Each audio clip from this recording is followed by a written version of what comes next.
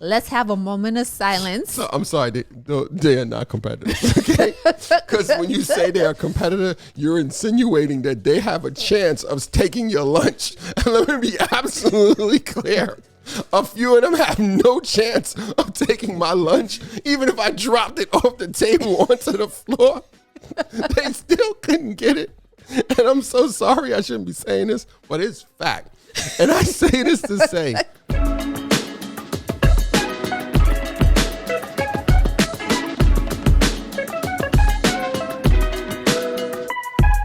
and we're back. Welcome to the latest episode of Commerce and Chill. I am Jessica Johnson-Koo. I'm Waleed. Hey, Waleed, what's good? Everything. Busy, doing deals, working with new partners. You want to talk about it? Or you just gonna put it out there and then fending off the enemies at the gate. Just life is good. Sound like you got some competition. You know, well, competition is what you make it. Sometimes you have it. Like my man Joseph said, there is no competition. There's enough business out there for everybody. But some people want to compete with you for whatever reason. But so wait, let me just set the bar. If you think you don't have any competition, don't ever try to go get money, right? Because if you go to a banker, if you go to a VC, or even if you go to your family and they say, who's your competition? You say, oh, I don't have any competition. They're going to know you don't know what you're talking about. It's like those folks. Well, your competition versus who are competitors that operate in the same field as you. That could be interpreted as two different things. Who's your competition where it's direct versus competitors where they're saying like, who are other businesses that perform the same service as you, but they might not be your direct competitors, but they could be. Like there's some competitors for us in other states, but they're not our direct competitor. But if they came into this state or we went into that state, then it could be. So I'm just throwing that out for there. Today's episode, we're going to talk about what you can learn from your business competitors. In this episode, we'll discuss competition in business, right? And one of the reasons this came up is twofold. Number one, we will be giving a presentation to the Kappa Leaguers of the New Rochelle White Plains Kappa Alpha Psi Fraternity Incorporated chapter, alumni chapter. They have a youth guide ride program for young men in the area, and we've had the opportunity to present to them in the past. And so I went and put our names in to volunteer for us. Team Cope, shout out Team Cope. Yay. Yay. Cope, shout out. And the topic we selected out of the options was competition. Because we see competition all the time in business from both of our businesses, as well as just generally like in life, which is hilarious. And additionally, we recently watched the Netflix special Colin in Black and White. And there were some scenes where the character who plays Colin Kaepernick as a younger guy talks about competition when he's going out to compete for the role of starting quarterback for the varsity team as a freshman. And so it just seemed really timely that we do an episode of Commerce and Chill around competition, because people are always asking us about competition, how we stand out compared to our competition, what are our thoughts on competition. And so we wanted to share a few thoughts with you as business owners, as aspiring business owners, or just as people who go to work every day, about how you can be on your best game to big up the people or organizations that you go against on a regular basis, whether it's a target where you're trying to reach a target audience, whether you're trying to get market share, or whether you're just trying to show the advantages you have over somebody else. Anything I missed, Chief? No, I think you nailed it. Yeah. So you know me. I'm going to start by going to Webster or getting the etymology of the word. So the etymology of the word dates back to the 1600s. And so it says the action of seeking or endeavoring to gain what another is endeavoring to gain at the same time. From the late Latin competitium, for rivalry. In classical Latin, it means it's the agreement noun of action.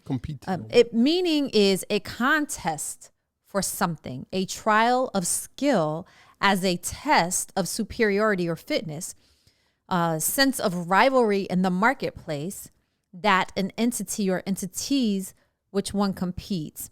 And so regardless of who your competition is, whether it's another business, whether it's another person, whether it's yourself, you have to master your skills. You have to master yourself if you want to win any competition. So, Chief, what do you want the audience to know about how you've leveraged competition or squashed the competition to win at the soapbox? Why are you laughing? I'm just serious. Cucaracha. Oh my goodness, Espinosa made a face like, wow, did he just say cucaracha and squash it? You said or squash the competition. Yeah. That's what you do to a bug, right? Well, some bugs. No, it's life. So what's your question? Sorry, got totally distracted. So, okay, let's start with, what does business competition mean to you? Somebody who's somebody's trying to take my lunch, right? Somebody who's playing in the same space or competing for the same customer, the same client, you know, the same, whatever it is you're trying to get, somebody who's trying to beat you to it.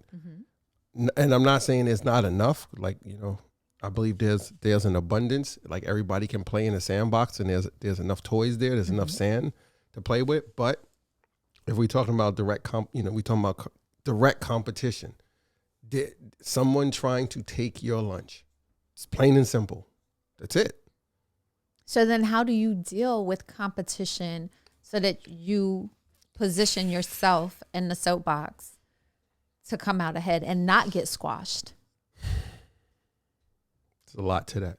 But like, I'm kind of weird when it comes to competition. So, you know, there's this thing, you like, oh, like you read the biographies or autobiographies and they're like Sam Walton, how he used to go into Kmart all the time and like writing and making notes and looking, and they would chase him out, and all these other people that be like, they have like these spreadsheets or all this data on their company. And I'm torn. So I'm like, okay, yeah, you should know something about your competition. But at the same time, I'm like, I got enough to do versus always watching what somebody else doing. And I believe if you're always watching what somebody else doing, you copying versus creating. And don't get me wrong. I know some people are like, yeah, but there's their whole thing, like in certain businesses, fast follower, blah, blah, blah. But, you know, there's first movers advantage and then there's fast followers. And I get it. Like somebody can get out there first and they kind of stumble. Like, you know, Uber wasn't the first. Like, you know, there was others and they didn't succeed. And then they came along and did it. So, you know, but I'm just like, the time I'm spending watching my competitor, like, what are they doing next? Or trying to figure it out. Like, I honestly, I don't got time for that. You know, maybe if we were some big corporation, I had a separate division that was like my spy division, like in the movies, and be like, all right, go figure out what they're doing. Okay, yeah, maybe. And I still probably would be like, whatever. Like, all right, here's some data, what they're doing, like how's it affecting what we're doing, et cetera, et cetera. But like we work with some of our competitors, like at the Soapbox and in JSB. Like literally we have a competitor who has multiple locations near ours, and like we gave them advice and worked with them to build their business. Like they're a stone's throw away from the Soapbox. Are they a competitor? Yes, they are. Like they do the same thing we do. There are some of our clients that I've seen go to them because of whatever. And I've seen some of theirs come to us. Like, yes, they're a competitor. But at the end of the day, like when it comes to like worrying about what the competition is doing, listen, I got enough stuff to do. I can't be worried about like what specials they running or what they doing. Like once in a while I'll peek at something and look and be like, okay, or somebody will bring it to my attention. I'll be like, okay. But if I'm not sitting down with the team in the lab, creating the next thing, or, you know, what's our next move versus I'm watching, oh, look, they just made a left, or look, they just painted all their vans white, or look what they just put on their website. Oh, let me go subscribe to their email list under a fake email address so I can get their newsletters and figure. I don't got time for that. I'm trying to figure out what we building. I can't build a house if I'm too busy looking at my neighbor build his. Because I'm like, oh, would they use red bricks? Oh, let me get rid of my brown bricks and go get red bricks. And then the neighbor does something. I'm always playing catch up. I'm not trying to play catch up. I'm trying to be in the lead. Right? What they say, imitation is the greatest form of flattery. So if we do something and I see other people doing it, I don't have time to be like, oh, what you doing? Let me copy that. Oh, how you pack your bags. Let me buy those plastic bags. What kind of hangers you use? Like I experiment, right? Iterate. Like I do this and be like, does it work with our clients? Boom. We're doing something new with, SMS now. I ain't looking to see if nobody else doing that in our industry. Like I talked to somebody about it. We had some dialogue with the company that has the SMS platform. And I'm like, how could we incorporate? This is what I want to do. And then I talk to them to say, or I go look at other industries. See, that's the real thing. People looking at what their competitors doing in their industry, bump that.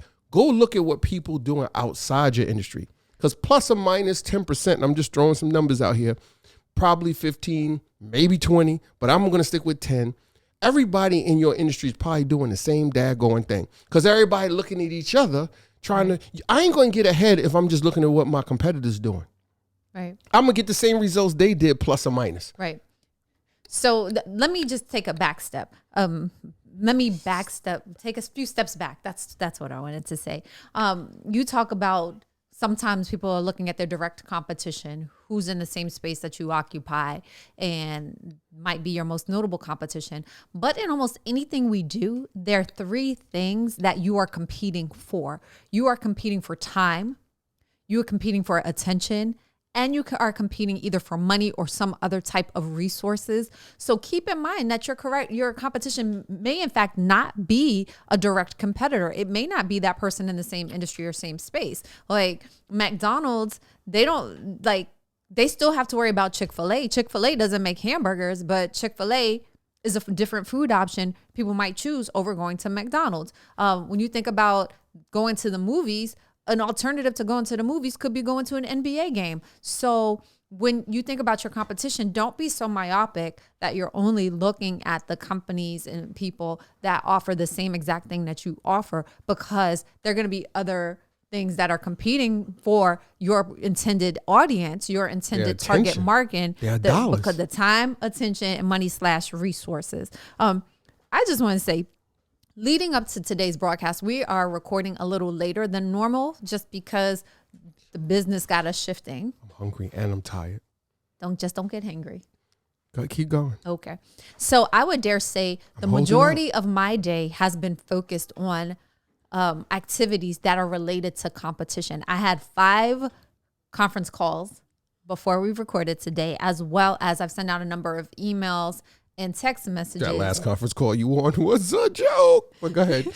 But largely related to competition. So the first conference call this morning is with a new client that we acquired as a result of the predecessor firm not achieving the expectations of the client. Customer satisfaction. So you have to be able to understand what it is the client expects, deliver those things, and then also be able to communicate well so that you maintain the client relationships that you have. Because as we talked about in a previous episode, it's easier to grow the value of an existing client than to go out and get new business.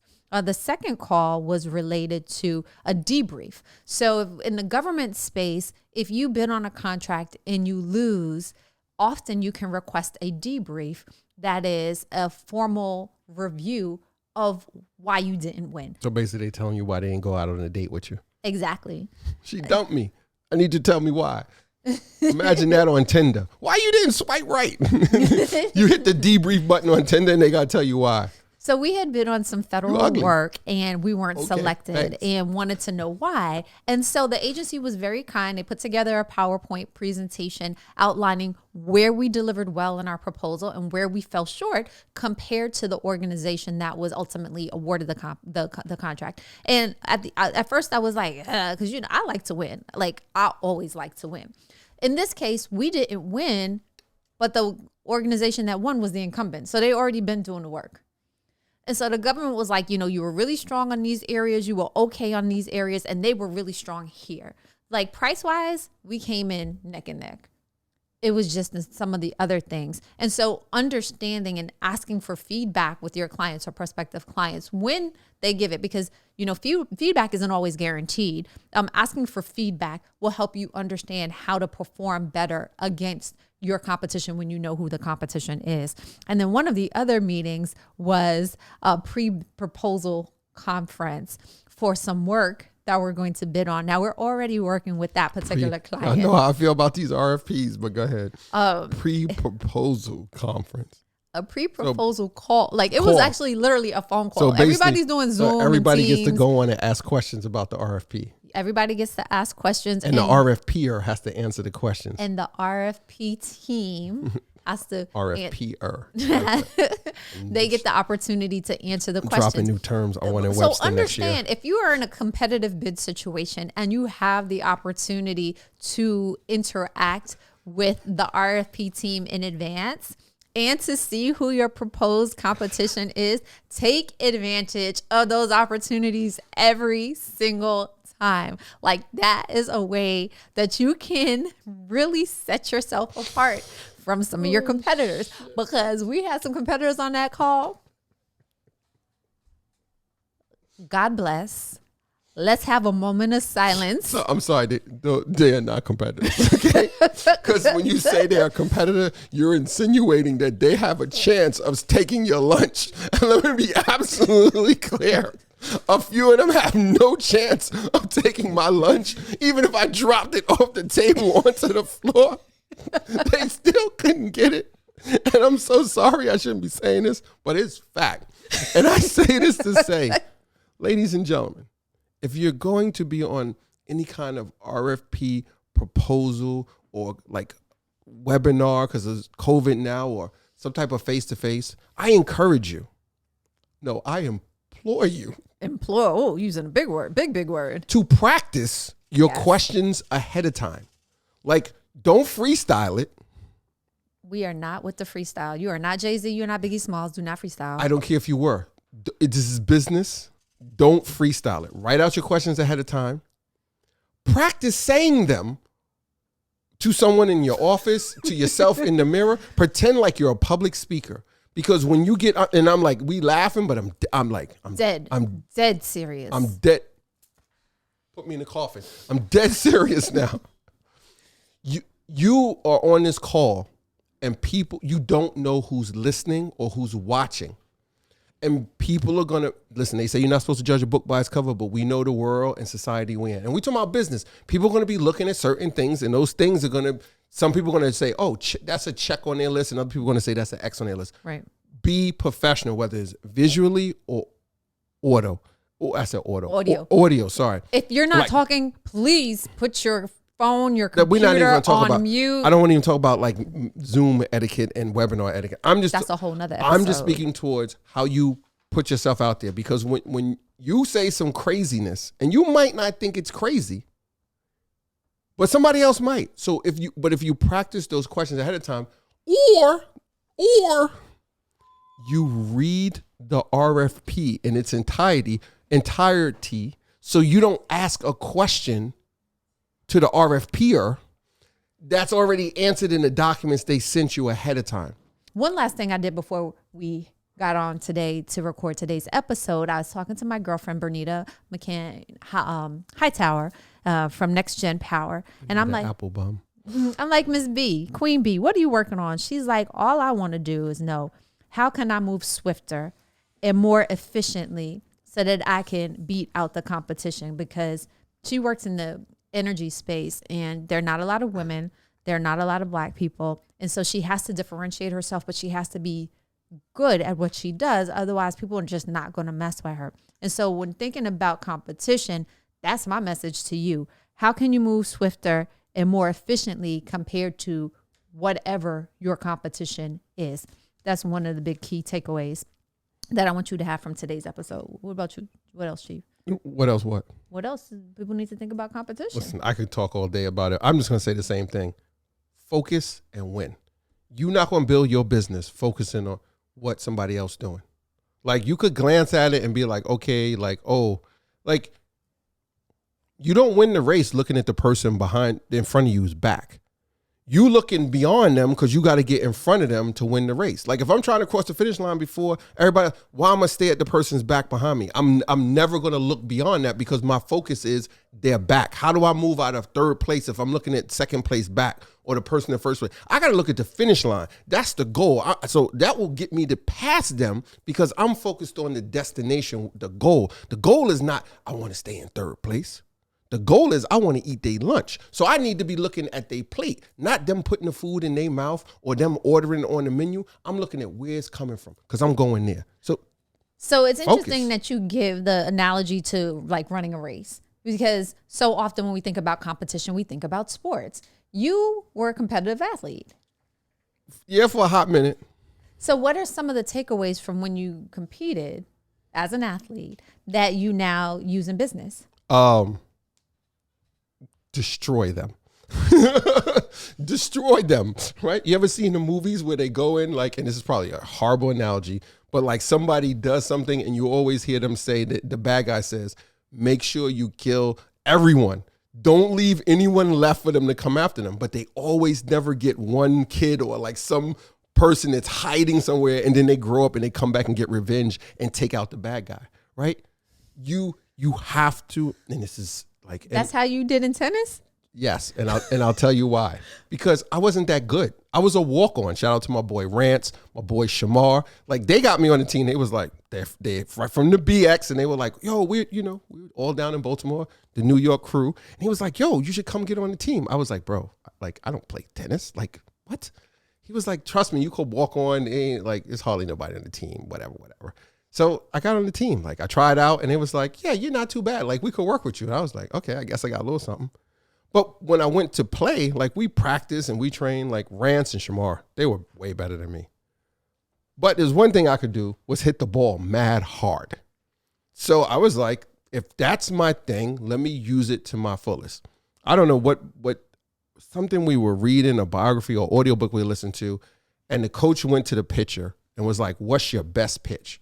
And he was like, a fastball. He said, and that's all I want you to work on all the time is improving your fastball. Right, I think it was Tim. Is it Grover, the trainer for Michael Jordan and Kobe and a lot of. He was like focused on one thing and get really good at it. And then the pitcher focused on his fastball, and he would blow the ball past people because he focused on that because that's what his skill set was. That's what he was really good at. So I was like, if I could hit it hard, I'm going to focus on how hard can I hit this thing to either get it by them real fast, or I'll say this years later. I hit them with the ball because if you get hit by the ball, the person gets a point or the opponent gets the point. So a lot of them, they backhand, they had all this skill and they were kind of like nimble and swift. And I was like, I ain't got all this. I'm just going to power my way through it. Sometimes it worked. Sometimes it didn't because some of my competitors would adjust to what I was doing and they had more tools in their toolkit. Where I was just like, I'm going to blast this thing. Like, I hit it, you see felt everywhere when I hit it. The coach would be like, oh, how you want your racket strings? I'd be like, tight. I want maximum velocity coming off this bad boy. And, I broke a lot of strings. I broke a lot of rackets. But it was fun. But my focus was, how do I take them out? And not physically take them out, but think about it. I'm not trying to. Use your greatest strength. No. To your advantage. Hear me well. I wasn't trying to like physically crush them because you heard me say the ball hit them. But mentally, if I hit the ball fast enough and hard enough and that ball whizzes by them and they hear the speed of the ball, the sound, mentally I'm in their head now. They're like, damn, this kid hits really hard. And then they're like, I don't want to get hit by the ball either. So now that takes them out of their technique because they're trying to adjust their body to not get hit when I go. Or you see them when I get ready to swing, I can see them out the corner of my eye, like they kind of tense up or they're not preparing for where the ball's going to be. They're trying to anticipate how hard I'm going to hit this thing. And then that thing gets in there. So mentally, you've crushed them because now they're out of the zone. They're out of the game. They're not in the flow. So I'm not saying physically, like I'll go over there with the racket and be like, yeah, I'm going to crush your, like you got to crush them in different ways, whether it's mentally, like depending on the type of business, and I'm not a fan of this, you crush them on price, right? You crush them on customer service. You crush them on quality. Use whatever your strength is Just to crush your them. advantage. Like you have to break them because you want them to understand that you're in this for a whole nother reason. Like, you're not just in this as no hobby. There's not no side thing for you. You in it to win it. And you want them to understand, if they come on your court, they come in your arena, they're going to feel your wrath. And you need to deliver it with the full essence of wrathness when your competitors come your way. Oh my goodness, I've never seen this side of him. I don't know if I want the full wrathness. You should be in the box on Saturdays when when a competitor's bag comes in. We're like, oh yes, like how do we get more? Like, we see a van come through our neighborhood and be like, oh, so they delivering and picking up over here now? Time to step it up. Let's get the ads up. Is the quality there? Let's check with the customers. Are they happy? Et cetera, et cetera, et cetera, et cetera. So I'm going to share 7 ways small businesses like yours and ours can compete with big brands. All right, especially in the digital. What's marketing that? You world. see Rocky when he was fighting Drago? What did he tell him? I will break you. You must break them. What if you're not Drago? Then What if you're Rocky? But if you're not, Rocky broke him too. But I'm just saying, you must break them, right? Rocky broke Drago. Then he made him his friend. Like, he cheered for him at the end. Like, whatever he did. Like, Oh my gosh. like, come on. Like, think about it. You must break them. Rocky broke him. 7 ways your small Broke the business audience too. They can started cheering compete for him at the end. with the big in brands. Russia. All That was right. gangster. Number 1, establish a solid digital presence for your small business. The social media is a great equalizer. The internet has leveled the playing field. Small business can look like a big business online. And if you don't believe us, go back a couple of episodes when we had Mike Allen from Shout out to Solo Mike. Social Marketing Oh, that's a mouthful. and see some of his tips on how you can establish a solid digital presence for your small business. And if you can't get enough from that episode, reach out to Mike directly. Number 2, test out marketing trends. So Cope spoke to watching what some of the competitors do. You don't want to spend too much time watching, but my grandmother used to say a broke clock is right twice a day. Sometimes they're doing things that you could copy. Or as Professor Charles Smith used to say at Northwestern, he'd say, oh, slavishly copy. I thought you were going to say Professor Xavier. Oh, no, Charles Thompson. Charles Thompson. Xavier.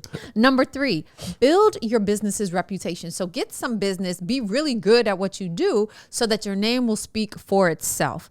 Number 4, deliver excellent customer service. I just said that. And excellent customer Crush 'em on service. isn't what you think is excellent. It's what the client thinks or the is customer thinks is excellent. And that includes making improvements based on customer feedback. Are you in tune with what your customers are saying? Are you asking them questions? Are you engaging them? Are you communicating with them? Or is it all one way? Make sure you have that dialogue going on, that you get that feedback, and that you actually act on their feedback. We've told you time and time again, some of the organizations and people that work with us, one of the reasons they enjoy working with us is because we actually do what they say. Yeah, we're kind of crazy and fun too. Like that. Number 6, segment and refine your target audience. The same people that are out there saying, I don't have no competition. Oh, I'm the best out there. I'm the only one that does that. Yeah, that's Lies. probably because you're not good at defining who your target Lies. audience is. And if you were to actually segment that target audience out, you'd really see that there's somebody else that's competing for the same audience's time, resources, attention, and that's who you need to go head to head with. And then number 7, leverage branded content for your local business. Especially as we still navigate a COVID world, there are more opportunities to sell to local customers. Yes, the internet is the great equalizer, but people also want to shop with people who are on their block, who are in their neighborhood, who can relate to their stories, that are waiting at the same subway stop. I know Jeff. That's why I order off Amazon all the time. Jeff is your neighbor. Jeff considers the whole world his neighbor. So those are 7 ways small businesses like yours and ours can compete with big brands. And we hope that you will take that into consideration, and well, as in addition to some of the other tips that we shared today.